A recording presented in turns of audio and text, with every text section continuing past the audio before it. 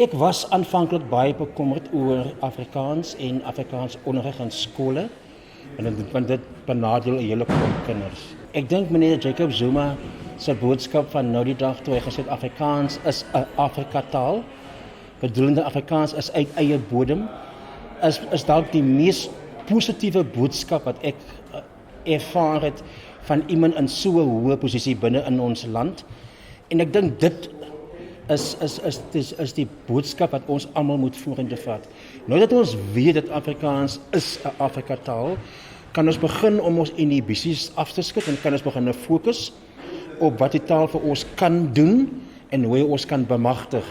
Daar is geen twyfel dat Afrikaans of enige huistaal is absoluut noodsaaklik vir die maksimale ontwikkeling van 'n kind nie, veral in sy primêre skoolfase as ook sekondêre skoolfase.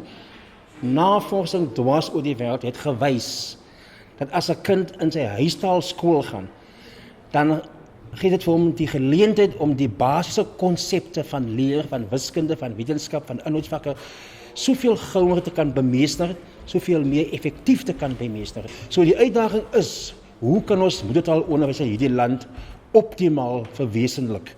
Maar dan moet ons ook onthou dat daar is ook 80% van ons land se kinders, die swart kinders, wat nie kan skool gaan in hulle huistaal nie. En dit is selfs 'n groter uitdaging. En ons moet dit op die hart druk van ons president. En nou dat hy gesê Afrikaans is dan nou 'n huistaal en is 'n Afrikataal. Die volgende fase is dat hulle moet dit begin implementeer. En ons sal moet begin om ons ander inheemse tale te ontwikkel, sodat ons ook kan onderrig gee, maksimaal kan onderrig gee in daardie tale. Want wat ek wil hê vir Afrikaans as moedertaal, wil ek ook hê vir isiXhosa, Tshivenda, isiZulu as moedertaal. Moedertaalonderrig is onontbeerlik vir effektiewe onderwys. As ons dit kan regstel, glo ek, gaan ons posisie in die internasionale arena van akademie net soveel beter wees. Kyk, die regering en amptenare sê baie vinnig vir Afrikaans word nie bedreig nie en Afrikaans is een van 11 amptelike tale en het erkenning in terme van die grondwet. En in elke vergadering met het sy minister of met die LER is dit die boodskap wat gegee word. Maar op voedselvlak, as jy met 'n skole praat en ons praat met beheerliggame, gebeur presies die teenoorgestelde.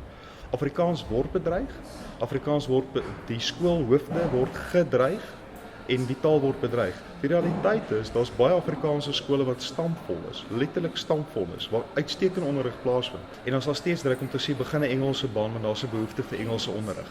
Dis gegee, daar is 'n behoefte vir Engelse onderrig, maar op hierdie stadium moet ten koste van Afrikaans plaasvind.